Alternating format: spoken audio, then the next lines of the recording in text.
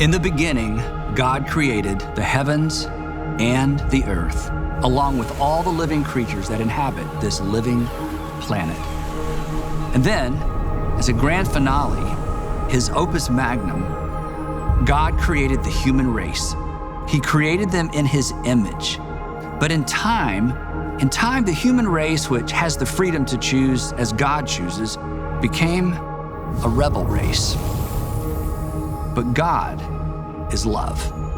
So he used his freedom to set in motion a plan designed to redeem and restore his image bearers without removing his image. God's plan began with a man, Abraham, whose family would eventually become an entire nation. And God promised Abraham that through his descendants, God would eventually send a Savior to address once and for all the source and the consequences of sin in the world. But when?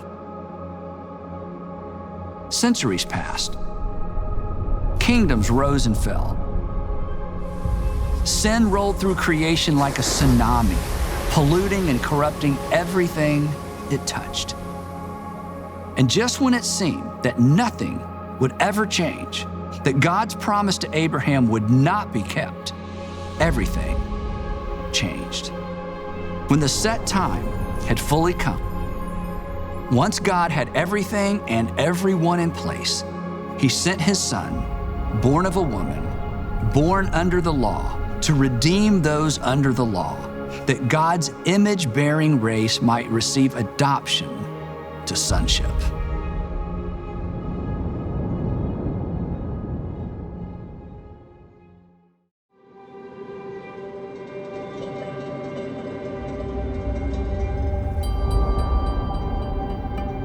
Now, this is how the birth of Jesus, the Messiah, finally came about. God sent the angel Gabriel to Nazareth, a town in Galilee, to a young girl pledged by her parents to be married to a man named Joseph, who was a descendant of Abraham. And the young girl's name was Mary.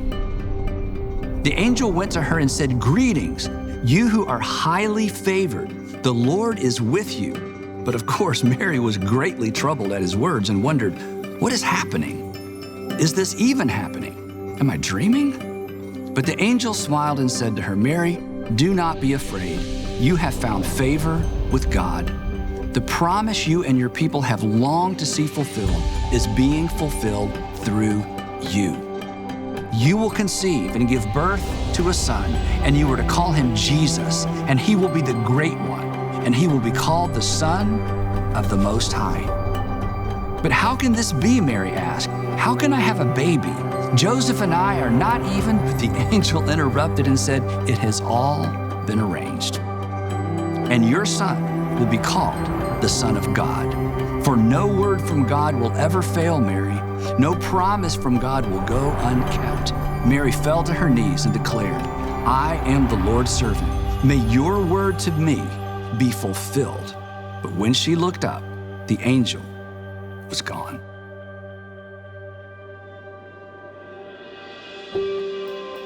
And just as the angel had said, a baby began to grow in Mary's womb, and she was both amazed and terrified. Who would believe her story? As the time for the birth of the baby drew near, the Roman emperor decided to conduct a census of the entire Roman world. Everyone was required to return to their birthplace to register. So Joseph also went up from the town of Nazareth in Galilee to Judea, to Bethlehem, because he belonged to the house and the line of David, and he took Mary with him. But when they arrived in Bethlehem, all the inns and the guest houses were full. So Joseph found a dry stable and made Mary as comfortable as possible. And while they were there, the time came for the baby to be born, and she gave birth to her firstborn, a son, and she wrapped him in cloths, but she placed him in a manger.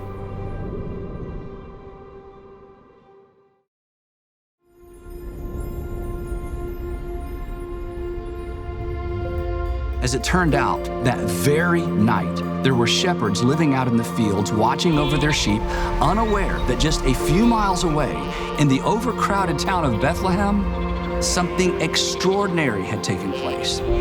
As they were settling in for the night, suddenly the angel of the Lord appeared to them, and the glory of the Lord shone all around them, and they were terrified.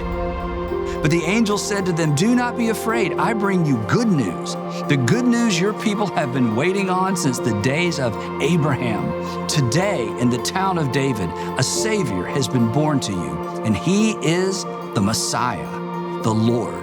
But don't go in search of a king. Look for a baby, wrapped in cloths and lying in a manger." So they hurried off and they found Mary and Joseph, and sure enough, a baby who was in fact lying in a manger. And when they had seen him, they spread the word concerning what had been told them about this child. And all who heard it, everyone who heard it, they were amazed at what the shepherds said to them. Amazed and hopeful. They were hopeful because God was once again on the move. He had not forgotten his promise. God had become flesh and had moved in with the rebel race he came to save.